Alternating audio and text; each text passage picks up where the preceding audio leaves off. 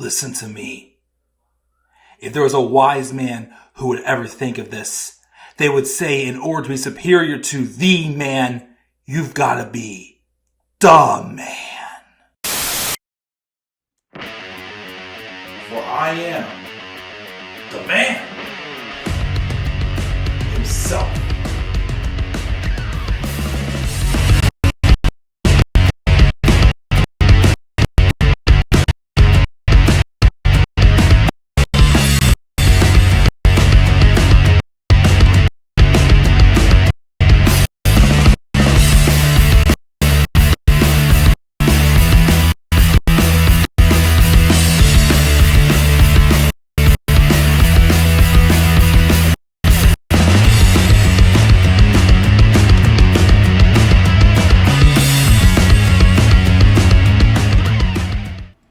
Say the name and it appears. I believe in Monday Night Raw, Raw. I believe in Monday Night Raw, Raw. Yeah, that's right. I do believe in Joe Hendry. And so much so that I actually am considering doing yet another NXT review, maybe for NXT No Mercy. But, of course, I'm not here to talk about NXT or Joe Hendry, but add a little spice in my interests at times. Like I used to do when I lived back with my parents, but, you know, it happens. But what's going on, guys? How y'all doing on this Wednesday evening? This is the Club with the Man 1993. I'm trying to continue the trend throughout the week of trying to get at least one video uploaded a week, as I am busy this week. Again, I'm trying to keep the WWE reviews, Raw and SmackDown, as I will take my break from Raw and SmackDown reviews next week in the Leader Bash in Berlin. But I am, tomorrow night, hopefully, going to try to do a preview for AEW All In. It will be pre-recorded. I will not do that one live. I will, though, do my All In review live. I don't know. I'm not sure when on Sunday I'll get to watch it, but I will do that. I will do a review for that. But I did want to take 2 weeks in a row off from my weekly reviews. So I'm trying to at least do one a night, except for Tuesday nights, because Tuesday nights are my nights out.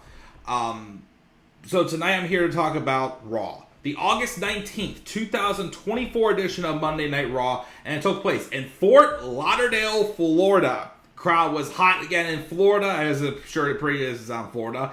Haven't been to Florida in almost 20 years. Hopefully soon, I'll go to Florida again, sometime for vacation or something, if I ever get the time. We'll see. Overall, once again, Raw continues to stay pretty hot. I thought the show was really good. Again, there was some, some stuff starting to cool off a little bit as far as, the build goes. Like, the main event stuff with, Gunther and Randy Orton, it's set. It's just, they're trying to add a little more personal heat to it, but there really doesn't need to be that much more of a story to it, in my opinion.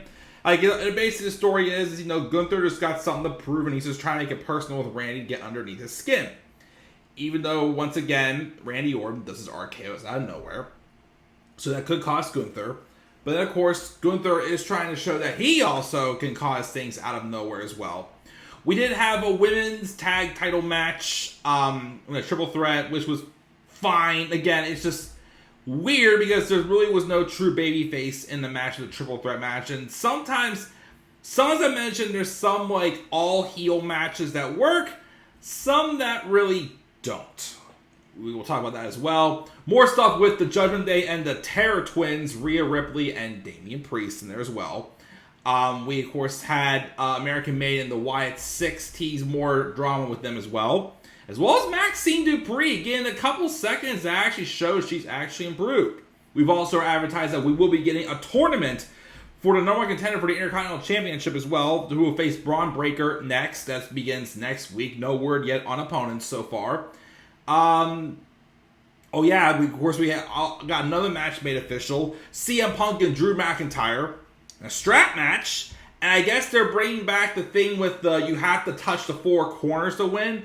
I don't think we've had that the past couple strap matches we've done. I think the last time we did that was when we did the Russian Chain match with John Cena and Rusev back at Extreme Rules 2015. I think that was the last time we did it. I can't remember for sure. I say probably the big talking point coming out of this show is the continued tease of the breakup, though, with the New Day. That's right, they had a 6-man tag against the Final Testament, And there were some more signs showing that Xavier Woods is like losing faith, is like starting to get more irritated with Kofi Kingston. Even Kofi mentioned something to him, and Xavier spoke the truth, but they kind of put it off to the side for now. But how long will it be put off until? We'll talk about it and we'll see what happens. But again, we're going to roll in. I do want to try to catch Dynamite tonight. I do got to get the graphics set up for the preview tomorrow, which I'll probably do just one simple graphic, nothing too spectacular. I'll make better graphics for the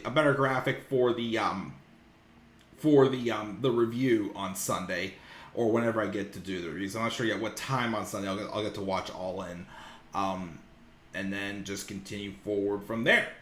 Video game wise, of course, I will try to get back to the last roller coaster park that I'm working on, besides the bonus park. This past weekend, I actually spent the whole weekend finalizing the prep for my custom baseball players. So I'm trying to do, I'm trying to basically just kind of dedicate more times to things whenever I do things now during the week. But don't worry, again, nothing is going away.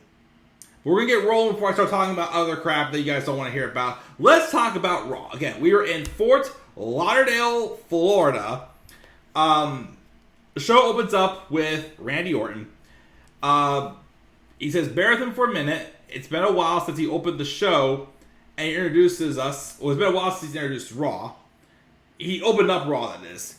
He goes on talking about Gunther with the RKO after he disrespected his father and his grandfather, which then immediately brings Gunther out. Says the only thing Randy and everyone here needs to do is shut up. He wants to know what exactly Orton is celebrating, hitting an RKO on him from behind. He tells Randy, celebrate, because it's going to be the only thing that he's celebrating. All he has done is make this very, very personal. That's never going to happen again. And since everyone knows how dangerous the RKO is, he has no option but to leave Orton a bloody mess in Berlin. Randy says if he keeps running his mouth, he's just going to make his flight to Berlin more uncomfortable, since he's going to have a size 15 double extra wide boot up his ass the whole time. That's a big size foot there, by the way. Gunther waves him over to fight, but Ludwig Kaiser comes out of nowhere and blindsides him. Orton sends him packing and trades a few shots with Gunther, and Ludwig, though, chops the chop block to the heel to Orton, and that basically sets up for later on tonight. The main event match was Randy Orton and Ludwig Kaiser. So, again, like I said, there really isn't anything bigger in the story. Again, we all know why this match is happening, because of the botched finish at King of the Ring. So this is just Gunther trying to prove that he can beat Randy Orton. I wish it was maybe a little bit stronger, since it's probably going to be the main event match of the show. I doubt they'll give it to Cody and Kevin, because, again, we're in Gunther's home country, so they're probably going to give it to him. But yeah, at this point, this match is set. So they're kind of coasting a little bit with this feud. But it is what it is. Oh, shoot, I forgot about this. Match of the night by far. So, we get a recap of what's been going on with Sheamus and Pete Dunne. And we also show how Pete Dunne was attacking Sheamus' hand with a shillelagh last week. Sheamus is backstage with his hand heavily bandaged. And he says tonight there will be retribution. And he calls Pete Dunne Sneaky Pete. We'll surely go after his bad hand. But this one-armed bandit has a few more tricks left in his bag. Sheamus makes his way out, and Pete Dunne then comes out. And we have this match. Let me tell you something. First, before I praise, of course, how big this made Pete Dunne look, and how this story is just simple. Again, the simple things, and is already making Pete Dunne bring out like the Bruiserweight, the NXT UK Pete Dunne we had, like when it first came about. But props to Sheamus. I keep feeling I give him credit, but I don't quite give him enough. I really think under Triple H, it has brought out the best in Sheamus. The matches he is, and I feel like he was always underappreciated. I get it, he had some strings where he had a boring character and whatnot, which wasn't his fault. But I feel like when you let him go out there and have just a hard-hitting match, and just let him and his opponent beat the ever-living crap out of each other, he can bring out the best out of anybody. Again, he is very undervalued, underrated. I think especially the past couple of years, the matches he's had has made him a Hall of Famer. Because this match with Pete Dunne, again, another match where it looked like it was personal and they wanted to beat the hell out of each other. It was that brutal. Of course, because right away, Sheamus came swing with a bro kick as soon as the bell rang. Pete Dunne, of course, was targeting the bad hand the whole time, breaking off the fingers. Again, the facial expressions he's having is just reminding me a lot of the Bruiserweight. That's something I didn't realize for a while that was missing from Pete Dunne for a while. Even when he got in regular NXT and he turned heel. That wasn't there. Like I said, he just felt like a placeholder when he was a heel in NXT. In NXT UK, though, of course, he was killing it. There was another spot in the match where Sheamus did his normal 10 beat to the boundary, but then he pulled Pete Dunne over the ropes, and he just had Pete like hanging from his legs on the top, laying on his back, and he did 10 more beats to the boundary. And like I said, it looked like he literally was beating the shit out of him. It looked like. And again, just more brutality shots in there. And of course, that ending. So, this, of course, I mean, again, would have I liked to see Pete Dunne win this? Yes. But also, it was kind of like, you angered Sheamus at his highest, yet afterwards, like, it still didn't seem like it was enough to like, keep him down forever. Because what happened was, Pete took Sheamus's hand, his bad hand, and put it inside the turnbuckle. And I think he may have attacked it once or twice, but then when he goes to run back and get like full speed for like another like running maneuver on him, Sheamus takes the bad hand, rips the turnbuckle off like a badass. Which, when they did that, I thought, oh, it's probably going to set up for an eventual spot where someone hits into the exposed turnbuckle and that costs the match. Nope. Sheamus ripped his hand off the turnbuckle, and I swear, in the 11 years now I've been a wrestling fan, he pumps the hardest bro kick I've ever seen him kick. He literally kicked Pete Dunne's head off. And he gets the victory. But after the match, when Sheamus walks out, Pete Dunne just sits up and smiles. It's like, is that all you got? Is that all you got? This is far from over. Again, I predicted this match to take place on pay-per-view. I wish this would have taken place at Bash in Berlin. You gotta give these guys a match of bad blood. Again, it was... I don't know if it will happen or not. I will just keep it to just a Raw only feud because it's more of an undercard feud. But again, this is making us see the Pete Dunne of old. For those who follow Pete Dunne in NXT and NXT UK. Well, again, more so NXT UK. But yeah, don't ever call him Butch. Well, you could. He just might beat the crap out of you. But this made me think of like the Pete Dunne that I first became a fan of.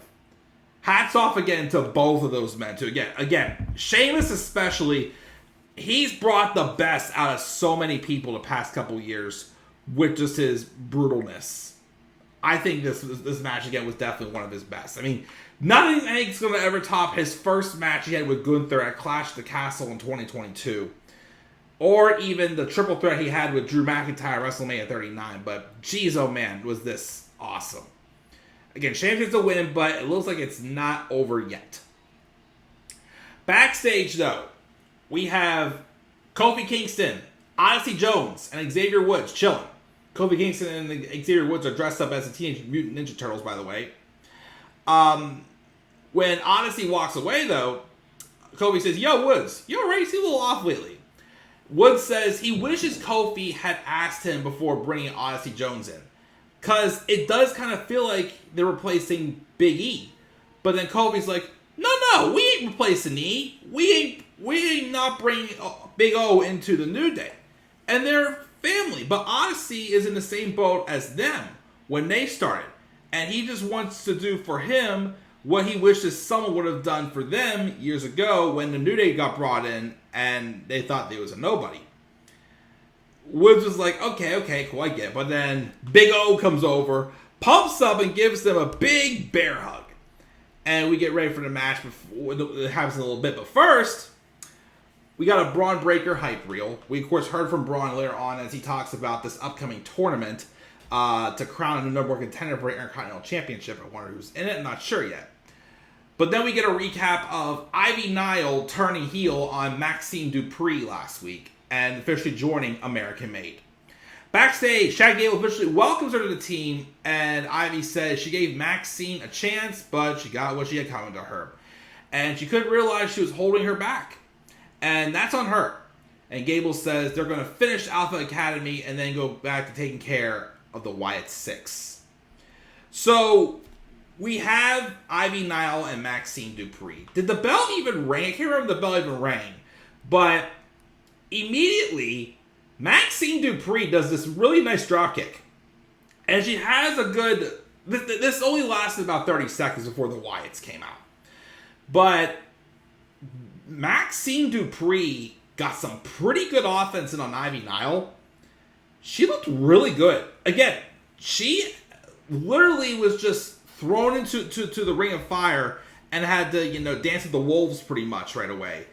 And it was like, a year or so ago where she was getting booed because people thought she sucked. I've seen her improving. She looked really good. She still has her ways to go, yes, but she is getting better. Give Maxine some credit. She is getting better. Again, she still has some work to do, but she's getting better. Ivy had a few minutes as well to beat down on her until, though, the lights went out. Obviously, since now we have a female with American Made, we got to emphasize that, hey, we still have a female with the Wyatt Six. Because Nikki Cross came out, and then the rest of American Made came out to, fight with her. And the rest of the Wyatts came out, and then they just brawled. And then out of the blue, Uncle Howdy came out of nowhere and hit his sister Abigail on Chad Gable.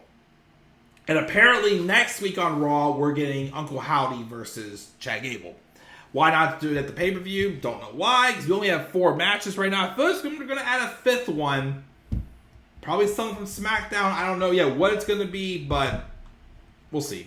We'll see how that match goes with Uncle Howdy and Chad Gable next week, though. Again, I still think so far, the fear people had about the Wyatt Six transitioning to the ring, I don't have nothing to worry about.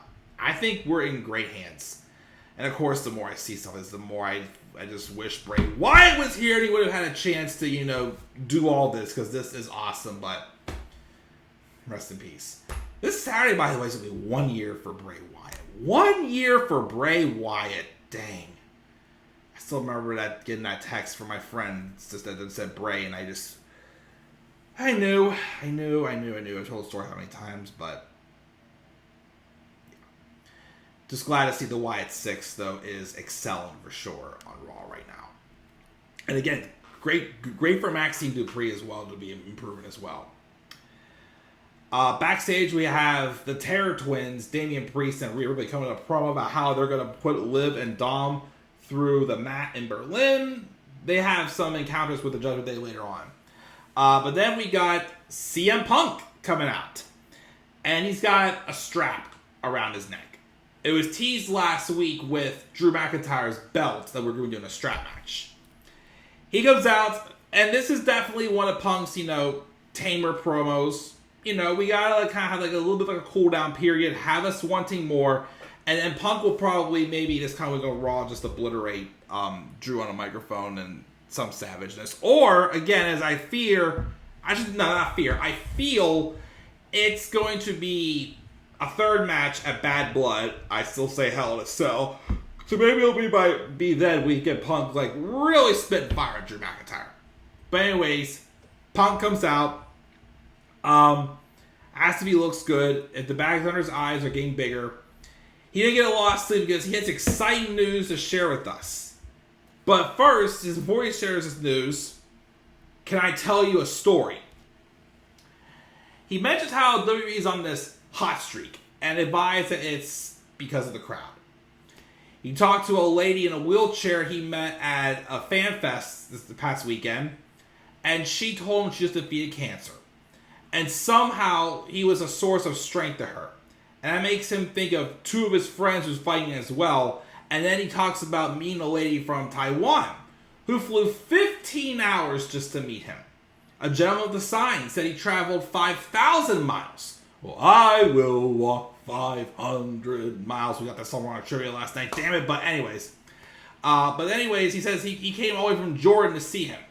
And that all means something to him because he missed us for 10 years. He got excited to come to Florida for the first time in a very long time to share some news. And that also drove him to show him the bracelets that fans gave him at that fan fest. And maybe that's a Taylor Swift thing, but he said, but let's face it, he's Taylor Swift for men. Punk, don't compare yourself to Swift. He has a handful of such bracelets, and then he moves from talking about love to talking about hate. The flip side of the coin is he knows that Drew McIntyre hates him and wants to wash his hands and walk away. But Drew made it personal.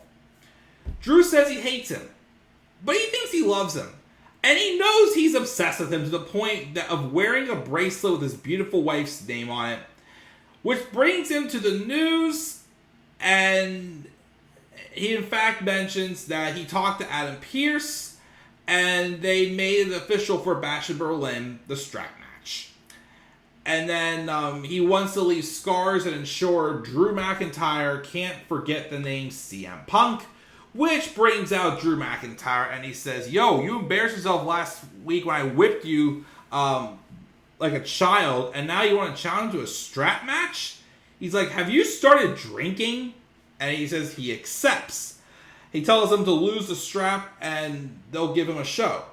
Punk makes an offer and says, I'll give you the strap if you give me the bracelet, which Drew is like, not doing that because you're a liar and a hypocrite and you'll actually whip me if I go to give you that bracelet. Besides though, AJ and Larry are much safer at home with Drew McIntyre. And then Punk says, you won't be safe in Berlin because it's not Punk that's attached to Drew. It'll be Drew that's attached to Punk. And yeah, that's how the segment ended. So again, a little bit of a tamer promo from Punk, like I said. Gotta cool off sometimes and wait for Punk just to really fire the shots. Because him and Drew, I know when they can go off on each other, they will go off. Liv Morgan and Dom Dom have their own little promo following up from what Rhea and Damien said earlier tonight about how they're going to beat them in Bash in Berlin. And then we get the 6-man tag with The New Day and Odyssey Jones take on the Final Testament, Karrion Kross and the Authors of Pain. Match was okay. The big story, of course, here though is the body language of Xavier Woods. I think he started off, but then Kofi reached and tagged in and to fight Karrion Kross. And then when it came for the hot tag, Kofi went to... Xavier Woods was having his arm out, but then Odyssey Jones just got up on the apron and snuck his hand right in. Kofi tagged him in. And Woods was seen with a close-up, obviously not happy about it. They run through everyone, though, and eventually they do win when Odyssey Jones hits... his finisher is called a Boss Man Slam on one of the Authors of Pain. So I guess that's it with the feud, the Final Testament. Bummer that, I like where it's going with the New Day. I just feel like this is the same thing we got from Karrion Kross before. He was losing matches, but he kind of won something through the story in some ways. Like, he's already started, speaking some truth that's actually happening in the New Day, but I don't know. But afterwards, for the time being, it seemed like Xavier Woods was over not getting tagged in. He did have a nice, his elbow drop in there, whatever he calls it. So, I don't know. I'm starting to think they may hold out on a turn until WrestleMania. And we can do, heck, I know this is setting the bar up very high. What if Big E was able to come back by WrestleMania and we did a tag match with Kofi Kingston and Odyssey Jones as the heels taking on Xavier Woods and Big E? Because Who else is, if Xavier, here's the thing. If they would turn Xavier Woods heel, he'd be going up against Kofi and Odyssey. That's just lopsided because he's basically asking to get his ass whooped there. Unless, no, I'm not going to say it. Okay, fine. Unless they have big Omos be in his corner, but please don't do that. Please don't put Omos on my TV again. Ugh, but, yeah, that's what I'm thinking. I think they should swerve us, and I think it would make more sense to have Kofi turn heel with Odyssey Jones. Because at least Odyssey, of course, can be a muscle in the meantime for Kofi Kingston. Because Xavier Woods would feel more like the underdog. But we'll see where that goes. Terror Twins are backstage again. And they're thinking about, because I guess Dom challenged Damian to a match later on in the show. Rhea's like, this could be a trap, and Priest agrees, so they're going to have to be prepared the best they can. I think we're going to mention this on Friday, but we also have a video package for the memory of Alpha Anuai, the brother of Sifa, who just passed away, and the uncle of Roman Reigns. Rest in peace, of course. And thoughts and prayers again for the Anuai family. They've lost two very important members during this time as well. Then we have Bronson Reed versus The Miz in a no DQ match. So, this felt like a wee bit inconsistent booking here on The Miz's part. Because recently, they've been teasing The Miz getting frustrated with R-Truth. But before this match, Miz has this promo because Adam Pearce is asking Miz, "You sure you want to do this?" And then Miz is like, "I don't know if I want to, but I have to do this." Because he took out his friend last week, one of his only friends, and he doesn't want to do it, but he has to do it for R-Truth. Which I'm like, that's a little inconsistent, but as I said recently, I know The Miz isn't really the best babyface. There's been some moments where I feel like he's shown he can make it work. I don't think this is going to make him a main eventer. But even if they would turn him heel again, as I keep saying, what else can he do right now as a heel, I don't know. Although, I won't lie, though, there was one thing, I think it was during this match, that scared me a little. Did anybody else notice besides me that Michael Cole said medical facility, a local medical facility instead of hospital? Yeah, that scared me a little when I heard that. I'm like, don't tell me Vince is creeping back up. Although, I did read recently that apparently Vince's health is starting to deteriorate.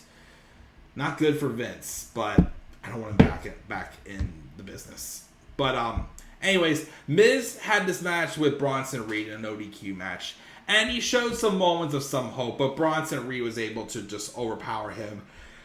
And eventually beat him with the Tsunami! After the match, he goes to do another one, but then Braun Strowman comes out, and we're having a match with Bronson Reed and Braun Strowman next week. Finally, someone else for Braun Strowman trying to pick on someone's own size and see what happens. But we'll see how that match goes next week. Sheamus is backstage being interviewed, admitting he's banged up, but he needs a drink, and he knows that him and Pete put it on a banger. But then Ludwig Kaiser rolls up and says, "Why were you wasting time talking about the opening act when he is in the main event?" Sheamus says, "Whenever you're done with your stuff and I'm done with my stuff, I challenge you to another match sometime since they're 1-1. For now, though, he's going to enjoy watching him take an RKO on Raw in the main event." We had the Braun Breaker segment where he says it's a good thing he went to a highly educated university because he's heard there's going to be a tournament. And it's funny because clearly Adam Pearce just wants to slow him down. And it's not his fault. He's a badass and a genetic freak, and the dogs are barking. And it's not his fault that he earned this IC title. But the poor soul that wins the tournament is going to get speared and take the beating of a lifetime. That will be their own faults. So, again, no worry about who's going to be in the tournament, but just, just hype it up. Of course. We'll be hearing the dogs barking as Pat McAfee did have his last night as commentator for Raw. He is going to be taking a break until January because he's going to be going to do some college football stuff, and he will be back for when Raw moves to Netflix. In the meantime, there's that one other ESPN guy, I forgot what his name is. He's going to be coming in. I think he's going to be on Raw, and I think Michael Cole's going to go over to SmackDown, I think I've heard. Not sure if that's how it goes, but that's what I think I heard. Damian Priest gets ready for a match with Dominic Mysterio, but it does not happen because Judgment Day attack him during his entrance, but he was prepared and fends them off. He goes to take out Finn Balor, but then Carlito saves him, and Rhea attacks Dom from behind, and she cleans up the announce desk, and I think they're about to do a riptide on Dom through the table, but then out of nowhere, Liv Morgan comes out, and it was over for the Terror Twins. The Judgment Day held back Priest. Everyone was holding him back, and Liv just beat the crap out of Rhea on the announce desk, throwing her into steel chairs. Finn Balor did the coup de grace, Oblivion on Rhea Ripley, Frog Splash also, and the Judgment Day stand tall over the Terror Twins. They just absolutely destroyed them, unfortunately. Nice beatdown too.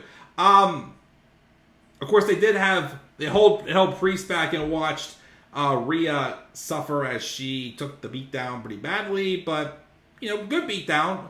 It kind of also showed this idea of that right now they just have just the two of them, just Damian and Rhea have each other and nobody else to help them. Kind of sucks, but we'll see where it goes. And then they also brag in front of the camera how they just beat the crap out of both of them. Then we have the triple threat women's tag title match with the champions, the Unholy Union, taking on Damage Control's Io Sky and Kairi Sane. By the way, they claimed I thought I heard them say that Dakota Kai was going to be out for 8 to 10 weeks with another knee injury. If that's the case, ouch. That's like, the third or fourth knee injury she's had. Her and Tegan Nox are like Team Robo knees. Yeah, where's Tegan Nox on SmackDown? I actually was interested in what they were doing with her and Natalya. And they had Tegan off TV since she moved over to SmackDown. It's not good. Wonder if she will be coming back. I don't know what they're going to do with her. But anyways, this match was fine. Again, it's just still... I forgot to mention... Pure Fusion Collective in the match as well. Shayna and Zoe. It's just a weird situation because in this match, the pseudo babyface team again is Damage Control, and they still have nothing to transition them to being babyfaces. I guess off some, just taking advantage of being triple threat action though, the Unholy Union do win and retain the tag titles. And whoever she dropped them to, I don't know. I'm still guessing maybe Bianca and Jade further on down the line. Who knows? Maybe that's the match to do at Bash in Berlin. I don't know. Because they are having that 6-woman tag on Friday with Naomi joining Bianca and Jade and Blair Davenport joining Alba Fire and Isla Dawn. So who knows? But Unholy Union retained the women's tag titles. We have an interview with Jey Uso, who says Sami Zayn's taking some time off to get his head together, and he encouraged Jey to try for singles gold.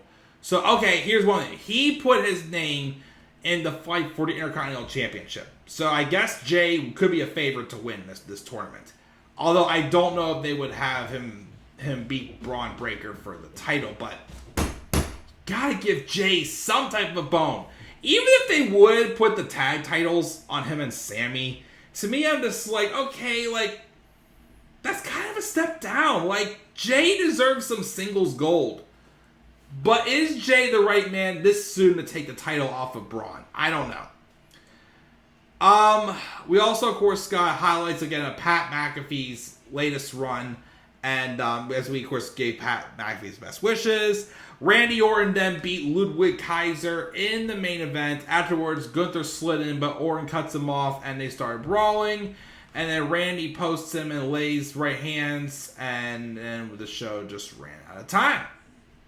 So that's that. I guess, like I said at the beginning, the stuff with Gunther and Randy, it's like they're set. They really have nothing else to really do before the show. But overall, another great progressing show. Again, I'd say the biggest advancement still was definitely the stuff with the New Day.